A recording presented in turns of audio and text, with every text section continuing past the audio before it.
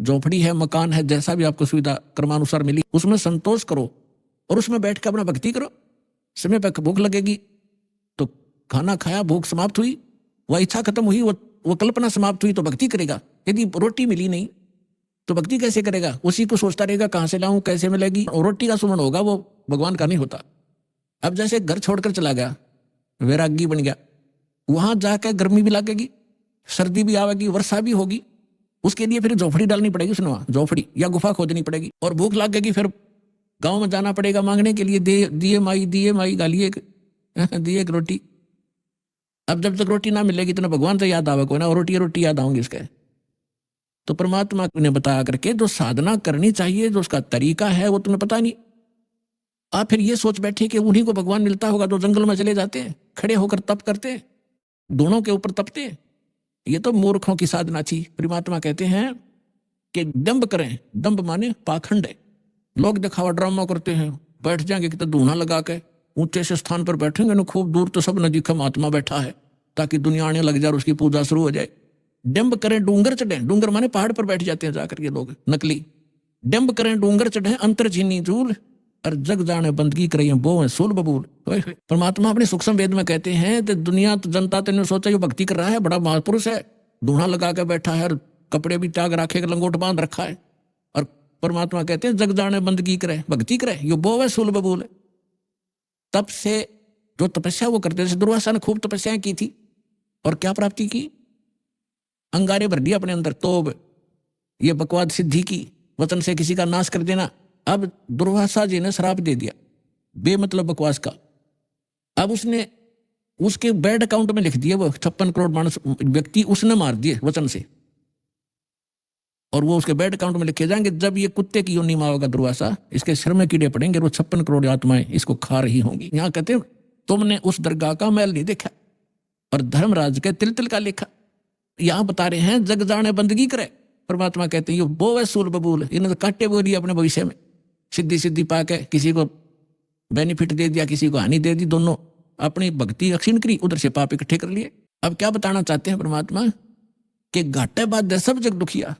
जैसे किसी को हानि होगी व्यवसाय के अंदर, तो स्वाभाविक दुखी है, तो होगा दुखी होगा।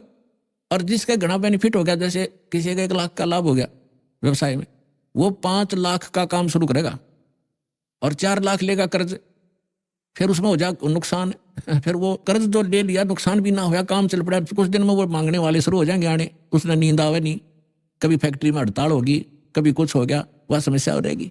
कहते हैं यहाँ हानि हो जाए तो दुखी, और लाभ हो गया तो दुखी। घाटे बाद सब दुख दुखिया, और के गृहस्थी बैरागी हो। अब बैरागी बनकर जंगल में जा बैठा, वहां भूख लगी, समस्या है गर्मी और सर्दी वर्षा, ओले पड़े, सिर में फोड़ दे सिर ने, उसके लिए झोंपड़ी डाली, फिर बर्तन भी लाया, तो इधर से मांगे मूंगे गए, फिर वो सांग जोड़ दिया, जो छोड़ के गया था घर से, क्या फायदा है वहां जंगल में बैठने का? घर में समय पर टूक मिल रहा है, रोटी मिल रही है, खाओ और भजन करो, अपना काम भी करो, निर्वाह भी करो। तो ये वास्तविक तरीका यही था। इन नकलियों को देखकर हम सच्चाई हमें प्राप्त नहीं थी, हम भी ये सोचते रहे कि इन्हीं को भगवान मिलेगा, फिर भी हम छोटी मोटी अपनी राहत के लिए भगवान को याद करते रहते थे। वो भी तरीका ठीक नहीं था। कहते हैं घाटे बाद सब जग दुखिया के गृहस्थी बैरागी हो, और सुखदेव ने दुख के डर से गर्भ में माया त्यागी हो। अब मां के गर्भ में बच्चे को अपना भविष्य का और पूर्व जन्म की सारी याद रहती है कि पिछले जन्म में मैंने क्या क्या गलतियां की, इतने मनुष्य जीवन मुझे मिले, मैंने कैसे बर्बाद कर दिए, संत पूरा मिला नहीं, साधना ठीक बनी नहीं, अटपट करके सिद्धियां प्राप्त करके अपना जीवन नाश किया, फिर 84 लाख योनियां भोगी मैंने। वो सारी इतिहास देखता रहता, पिछली बैकग्राउंड ट्रेलर चलता रहता है इसके आगे। अगला जीवन भी उसको दिखाई देता है कि इसमें मेरे साथ क्या बनेगी। तो ये सोचता है कि हे भगवान, अब के इस नरक से निकाल दाता, पीछे गलती हुई सो हुई, अब के गलती नहीं करूंगा, परम संत को खोजूंगा, केवल भक्ति करूंगा, आपकी याद करूंगा, पीछा छुटवाऊंगा, जन्म मरण का रोग कटवाऊंगा, और केवल अपना छोटा निर्वाह के लिए अपना सिंपल वे से रहूंगा, और निर्वाह के लिए काम भी करूंगा, लेकिन भक्ति अवश्य करूंगा, मूल उद्देश्य जानकर करूंगा, मुझे एक बार निकाल दो बाता था। तो इसी बात को याद करके सुखदेव ऋषि जी ने 12 वर्ष तक गर्भ से बाहर नहीं आए। फिर ब्रह्मा विष्णु महेश यहाँ के व्यवस्थक हैं, इनको चिंता बनी, काल ने इनको प्रेरणा की, इन्होंने मीटिंग की कि भी एक सुखदेव नाम के एक ऋषि हैं, एक बच्चा है गर्भ से बाहर नहीं आ रहा है, 12 वर्ष हो गए हैं, ऐसे अगर ये मर्यादा हमारी खराब होगी तो बहनें 12-12 वर्ष तक बच्चों को गर्भ में रखने लगेंगी तो माँ दुखी हो जाएंगी। बच्चा तो 9 महीने मुश्किल से हो जाता है इन बहनों को, माताओं को गर्भ में रखना। तो उन्होंने सोचा भी चलो वो ऋषि आत्मा है, उससे प्रार्थना करते हैं, उसी को कहते हैं, उसको मनाते हैं। तीनों आगे, तब तीनों ने आकर कहा कि भाई सुखदेव तू बाहर आ जा, ऐसे ऐसे हमारी परंपरा खराब मत कर। तब उसने कहा कि भगवान बाहर आते ही आपकी त्रिगुणमयी माया से ये जीव इतना अंधा हो जाता है, इसको भूत भविष्य का कुछ याद नहीं रहता, आप ये अपनी माया रोक लो, तब मैं बाहर आऊं, कुछ देर के लिए रोक दो। तो उन्होंने कहा भाई देखो इसको हम नहीं रोक सकते, ये हमारे बस से बाहर की बात है, हमारे अंदर एक ऐसा गुण भर रखा है तो इसको हमारे लिए रोकना असंभव नहीं है। तो सुखदेव बोला मैं तो बाहर आऊं नहीं, चाहे 20 वर्ष रहना पड़ो, 100 वर्ष रहना पड़ो। तब उन्होंने लास्ट में यह फैसला किया भी हम ज्यादा देर नहीं रख सकते, हमारा शरीर फट जाएगा, हम केवल इतनी देर रख सकते, ये देख ले कितना क्षण है। सुखदेव जी ने कहा कि तो आप इतना ही रख लो, देर रोक दो इसको। तो जब वो बाहर आते हैं तुरंत उनकी तीनों गुणों का जो इफेक्ट है हमारे ऊपर एकदम असर करता है। उस समय जब वो माँ के गर्भ से बाहर आया तो वो इतनी देर रोके, इतनी देर में बाहर आ गए, वो चले गए।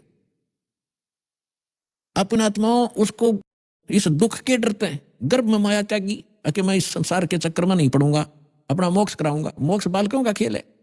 घर से उठ गया आकाश, पिछले संस्कार से उसमें इतनी सिद्धि थी, आकाश में उड़ जाता था, आकाश में उड़ गया, आगे जाके धरती पर टिकना तो पड़ेगा, आकाश में कितने दिन रहेगा, रोटी भी खानी है, आगे नहाना धोना भी होता है, फिर वहां पृथ्वी पर फिर गिरा वापस। कहने का भाव यह है कि फिर इस पिछले पूर्व जन्म के भक्ति शक्ति से कुछ सिद्धियां आ जाती और उन सिद्धियों से हम ये मान बैठते हैं कि ये बड़ा महापुरुष है। सिद्धि तो इस प्राणी का सबसे बड़ा दुश्मन है, और इसके लिए ये इसी के कारण ये सब ऋषि और महर्षि प्रसिद्ध हो रहे थे। अंत में आपने कथा बहुत बार सुनी है सुखदेव ऋषि की, ये ऋषि महर्षियों में जाता था, इसका बड़ा सत्कार करते थे, स्वर्ग लोक में जाता था, वहां भी इसको विशेष आसन दिया जाता था, बड़े महापुरुष हैं। एक दिन विष्णु लोक में चले गए। जैसे प्रत्येक डिस्ट्रिक्ट में और प्रत्येक प्रांत में गवर्नमेंट रेस्ट हाउस होते हैं, उसमें उच्च अधिकारी ही रुका करते हैं। प्रत्येक लोकों में, शिव लोक में, विष्णु लोक में, ब्रह्मा जी के लोक में, इंद्र के लोक में, इनके अपने अपने अलग से रेस्टोरेंट हैं जिसमें अधिकारी गण यानी देव लोग ही जाकर रुकते। तो ये पहुंच गया वहां पर सुखदेव ऋषि विष्णु जी के लोक में। उस रेस्ट हाउस में जाने लगा, सामने खड़ा था गेट कीपर, उसने रोक दिया, ऋषि जी रुको। कहा जी बोलो, आपका अपॉइंटमेंट लेटर दिखाओ, आप कौन हो, किस रैंक के हो। क्या मतलब कि आपका गुरु कौन है? कि मेरा कोई गुरु नहीं, मुझे गुरु की क्या आवश्यकता है, जब मैं मेरे पास इतनी पावर है, ऐसी शक्ति है। बोला जी ऐसे नहीं, इस रेस्ट हाउस में वही आ सकता है जिसके पास ये जिसका अपॉइंटमेंट हो रहा हो। और कहने का भाव यह है कि जो कोई अधिकारी हो, गुरु जिसने धारण कर रखा हो, और गुरु भी मान्यता प्राप्त हो, नकली गुरुओं से भी अलाउड नहीं आना, नकली गुरुओं के भक्ति करके गुरुओं से। तो ऋषि सुखदेव ने काफी उनके साथ जख मारा, लेकिन उन्होंने फाइनल कर दिया कि नहीं, विष्णु जी का आदेश। तब ऋषि ने सोचा था, सुखदेव ऋषि ने, कि विष्णु जी बड़े खुश होंगे मेरे तय, मैं ऐसी भक्ति की हुई है और वो भक्त बत्सल है। सुखदेव ऋषि ने कहा कि विष्णु जी से बात कराओ मेरी, तुम मुझे क्यों नहीं जाने दे रहे हो। तो वो पहरेदार गए विष्णु जी के पास, बाकी वहीं खड़ा रहा एक दो, कि भगवान ऐसे एक ऋषि आए हैं, सुखदेव नाम बता रहा है, और वो जिद कर रहा है इस स्वर्ग के अंदर रेस्टोरेंट में जाने का, रेस्ट हाउस के अंदर जाने की। तो विष्णु जी ने पूछा फिर आपने मना क्यों किया? कि उन्होंने बताया कि उनका गुरु नहीं है कोई, निगुरे हैं, वो अधिकारी नहीं, और आपका आदेश है कि जो निगुरा व्यक्ति हो, जिसका गुरु नहीं हो, इसमें अलाउड नहीं है। आदेश दो भगवान, क्या आदेश है आपका? कि बिल्कुल ठीक है, नहीं जाना चाहिए। अब वो जिद कर रहा है कि मैं भगवान से बात करके ही वापस जाऊंगा, नहीं तो यही बैठूंगा। तो भगवान विष्णु ने आए बाहर। अब ऋषि जी ने सोचा तो यूं था कि विष्णु जी बड़ी शाबाशी देंगे मेरे को, और ये सोच रहा था कि पहरेदार गेट कीपर ये मुझे जानबूझकर हरास कर रहे हैं, विष्णु जी तो आते मुझे सीने से लगाएंगे, भगत वत्सल भगवान है, सतोगुणी है। जब भगवान विष्णु ने आकर पूछा कि ऋषि जी क्या वाद विवाद है तुम्हारा, यहाँ कैसे आए आप, तो आधा फ्यूज तो वहीं हो गया भगवान के चेहरे को देखकर कि आज ठीक ढंग से बोल नहीं रहे। तब ऋषि ने कहा कि सुखदेव ने जी मैं ऐसे ऐसे, सुखदेव नाम है मेरा, और मैं रेस्ट हाउस में, इस रेस्टोरेंट में जाना चाहूँ था स्वर्ग में, इन्होंने मना कर दिया जाना, इन्होंने मुझे रोक दिया। तो भगवान विष्णु ने उन्हीं के सामने पूछा पहरेदारों से, अभी क्यों रोक दिया आपने ऋषि जी को? पहरेदारों ने बताया कि आपका आदेश है, जिनका गुरु नहीं है, मान्यता प्राप्त गुरु, वो आपके स्वर्ग में अलाउड नहीं है। तब विष्णु जी ने पूछा क्यों ऋषि जी, आपका कोई गुरु नहीं? नहीं जी। सुखदेव बोले नहीं, मेरा कोई गुरु नहीं, कि जाइए आप यहाँ से और गुरु बना कर आइए यहाँ पर। अपने आत्माओं देखो, ज्ञान से आपको पता चलेगा, सूक्ष्म वेद से, ये तत्व ज्ञान से। अब देखो, अभी तक हम क्या देखा करते, दास ने खूब देखा, जिन्होंने लाल कपड़े पहन लिए और कोई गुरु पद प्राप्त कर लिया, घर त्याग दिया, सन्यास हो गए, ब्रह्मचारी हो गए, तो वो ये सोचा करते गृहस्थी तो एक नेग्लेक्टेड आदमी है। उनको ये जैसे पहले शूद्रों को सोचा करते थे, इनकी ऐसी दृष्टि थी इन ऋषियों की कि गृहस्थी तो एक वैसे रिजेक्टेड आदमी होता है, आदरणीय नहीं होता। अब सुखदेव ऋषि ने कहा कि जी मैं किसको गुरु बनाऊं, मेरे योग्य गुरु पृथ्वी पर नहीं है। तो भगवान ने कहा कि ऋषि जी ये भी तेरा वहम है, तेरा अहंकार बोल रहा है, और जाइए राजा जनक को गुरु बनाना। तो सीता जी के पिताजी कहलाए थे राजा जनक। अब राजा जनक के काफी रानियां थी, गृहस्थी थे और भगत भी थे। अब सुखदेव ऋषि इतना अहंकारी कि गृहस्थी लोग, राजा लोग तो मेरे चरण छूते हैं और मैं गृहस्थी को जाकर के, राजा को जाकर के नमस्कार करूं, क्योंकि गुरु बनाना है तो प्रणाम भी करना है, दंडवत भी करनी है, मत्था भी रगड़ना है। अहंकार खड़ा हो गया, वहां से तो आ गया, लेकिन वो दूसरे स्वर्ग में, कॉमन स्वर्ग है इंद्र का लोक, उसमें ये चला जाता था। जब उसमें दोबारा गया उस दिन उसका चेहरा उतरा हुआ था। अन्य जो देव वहां बैठे थे वो कहने लगे, ऋषि जी आज क्या बात है, मायूस बहुत हो तुम। तब ऋषि ने कहा कि ऐसे ऐसे मैं विष्णु जी के लोक में गया था, भगवान ने मुझे स्वर्ग में प्रवेश करने से मना कर दिया। तो जितने भी वहां बुद्धिमान भगत संत महात्मा बैठे थे, ऋषि और देव, वो कहने लगे ये बात दची नहीं, सुखदेव आपकी बात हमारा गले नहीं उतर रही कि भगवान विष्णु और आपको ऐसे अनादर किया आपका, नहीं कोई बात बता, गलती क्या है।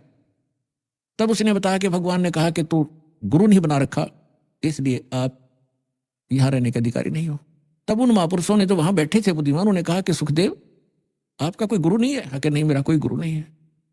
धिक्कार है तेरे जन्म को। सभी ने एक स्वर में बोला जो बुद्धिमान होते, क्या करेगा तू इस मिट्टी का, ये बैटरी चार्ज है तेरी, कुछ दिनों में खत्म हो जाएंगी ये सब सिद्धियां, और कीड़े मकोड़े की पशुओं की योनि में जाएगा, गधा बनेगा, गुरु धारण करना पड़ेगा। और फिर दूसरा भगवान ने कह दिया, फिर अग्रम अग्रम कैसी भले आदमी, जब भगवान विष्णु ने कह दिया उसको, तो उसी को तुम भगवान मानते हो, तो उसी ने कह दिया गुरु बना, और फिर भी तेरे अंदर ये अग्रम अग्र है, तो काहे का तू ऋषि है। तब वहां क्या कहता है वो, भाई राजा जनक गृहस्थी भाई, कैसे शीस निभाऊं जाई। सुखदेव बोले ज्ञान विवेका, हम स्त्री का मुख नहीं देखा। देख कहाँ अड़गी काल की आंट, अड़ंगा कहाँ डाल दिया उसने, कि राजा जनक गृहस्थी भाई और कैसे शीस निभाऊं जाई। और बोले सुखदेव ज्ञान विवेका, अपनी बुद्धि से उसने खूब सोच समझ गया बात कही कि मैंने स्त्री का मुख नहीं देखा, मैं तो बाल ब्रह्मचारी हूं और राजा गृहस्थी आदमी है, उसके घनी नारायणियां भी कही हैं, और उसको कैसे माथा टेकूंगा, कैसे ना सिर झुकाऊंगा, मेरी तो नाश हो जाएगा इज्जत का। तब ऋषि बोले भाई इज्जत ले ले, अर्चे भगवान ना तो अगली जन्म में गधा बनेगा या सारी इज्जत तेरी बिखरती फिरेगी ऋषि जी। अब उसको फिर एक झटका लगा एकदम, क्योंकि महात्मा भगत है वो, चल भगवान के लिए भटक रहा है, उसके अंदर जगह है भगवान की, लेकिन अज्ञान अहंकार, अज्ञान से अहंकार बनता है। तो उसको एकदम झटका लगा और उसकी एकदम पिछला बैकग्राउंड चल पड़ी। उसको थोड़ी सी झलक दिखाई दी कि एक समय ये सुखदेव ऋषि 84 लाख योनियों भोग रहा था, गधे की योनि में भटक रहा जन्मा था और अंधा हो गया। कुम्हार ने उसको त्याग दिया, जंगल में चला जा रहा था, एक पगडंडी पे अटकल सी लगाता हुआ, आगे जाके एक नाला था थोड़ा सा 2.5-3-4 फुट का, लोग उस पे उसके ऊपर से कूद जाते थे और उसको कदम रख जाते थे आगे पीछे, ऐसे कोई इक्का दुक्का जाता था उस रास्ते से। तो सुखदेव यानी उस गधे अंधे ने वो दिखा नहीं नाला और उस नाले में फंस गया, आगे मुंह टिक गया, पीछे तो बैक लाग गई। अब कोई इक्का दुक्का व्यक्ति वहां उस रास्ते जाता था, दिन में 2-3 दिन में एक आध, वो निकाल नहीं सका उसको, उसके कमर पे पैर रखे व्यक्ति और पुली बना ली, पार होने लगे उसके ऊपर से। तो उसको वो घटना याद आई और हफ्ते 10 दिन वो भूखा प्यासा वहां मरा। वो उसके सामने वो चक्कर काटने लगी वो घटना। तब राजा जनक से जाकर दीक्षा ली। ये लंबी कहानी है, फिर कर बताएंगे। तो यहां परमात्मा कहते हैं भाई घाटे बाधे सब जग दुखिया, के गृहस्थी बैरागी हो। सुखदेव ने दुख के डर से गर्भ में माया त्यागी हो, गर्भ में